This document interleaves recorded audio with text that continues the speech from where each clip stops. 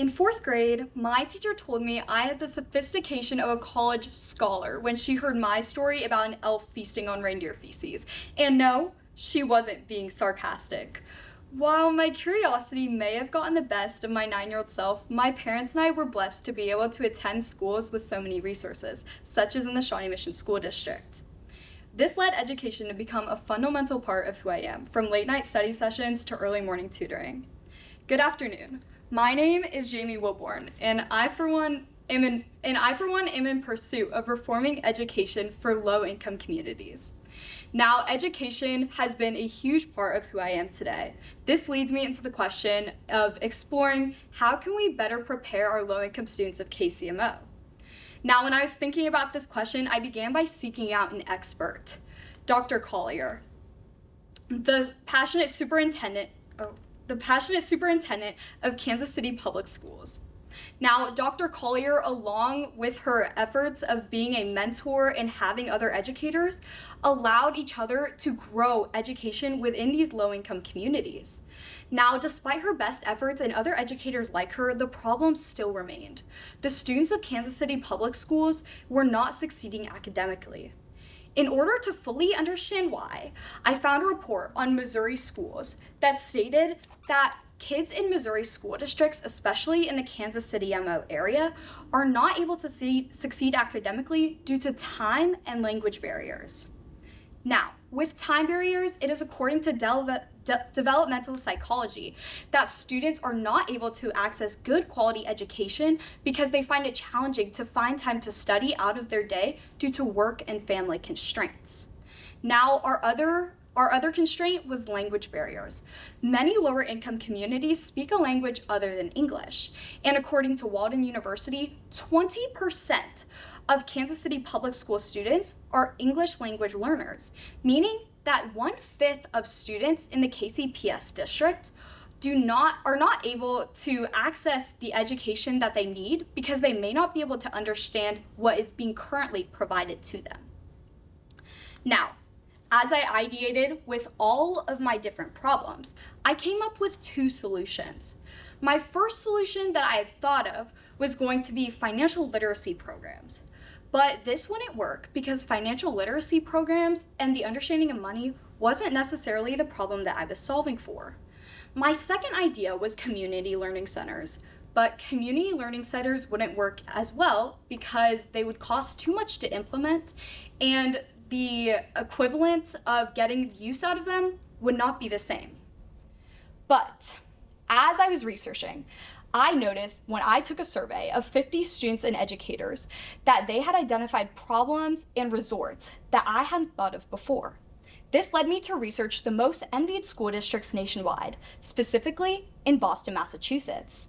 And my research recuperated that many different school systems, and the most outstanding ones, have incorporated special programs that are specific to student needs.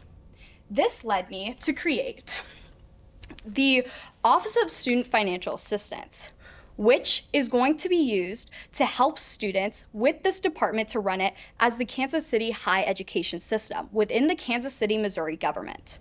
Now, what exactly is going to be the Office of Student Financial Assistance?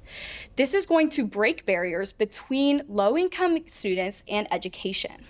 Specifically, you can have many things that will be entailed, such as online tutoring programs, parent engagement apps, or partnerships with digital libraries nearby.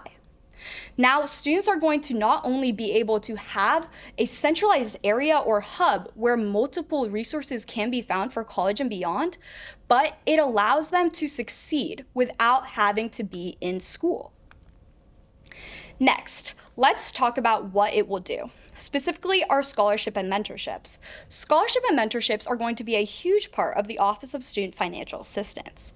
Now, having a scholarship and mentorship program is huge in the Kansas City area, since there are many outside organizations that do this, but many KCMO students are not having the access to them. When we have a set up scholarship and mentorship system, not only are students going to be able to succeed, but there is nothing preventing them from it. Now, Let's think about our language, our access, and our time. These are the three things and the three issues that kids had from succeeding throughout school. We solve in a variety of different ways. And even with this succeeding and this succession, students are not only able to grow academically, but they are also able to live and go through their future of their college lives. Now, let's start off with our timeline of implementation.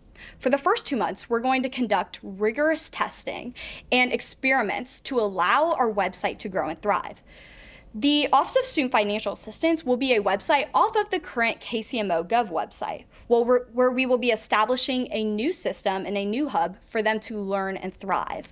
Not only will these kids be able to grow, but they will be allowed a second chance to actually have this growth.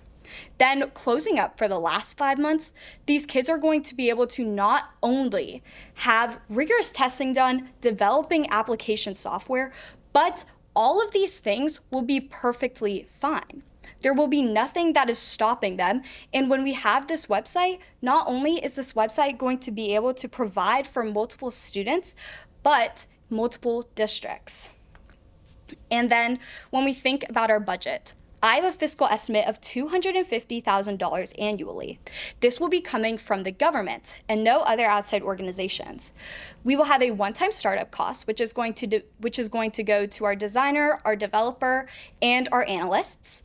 And then the annual costs are going to go to benefit our employees, which will be the $200,000, and then $50,000 on standby, which will be for scholarships and mentorships. Then let's think back on how I had my story about an elf. Now, of course, elves and feces are not exactly what a presentation should be on, and it wasn't exactly my main point. But even with my teacher giving me this proposed courage to be a real college scholar and having this opportunity from going to a school with so many resources, not only are we combining accessibility, time, and languages for all, but now students are able to access these. They will be able to switch to their favorite languages.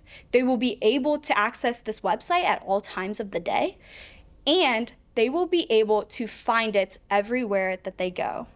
So, when we make education better for the community and for our community that we are living in, not only are we helping children alike, but we are also inclining elves to be in presentations.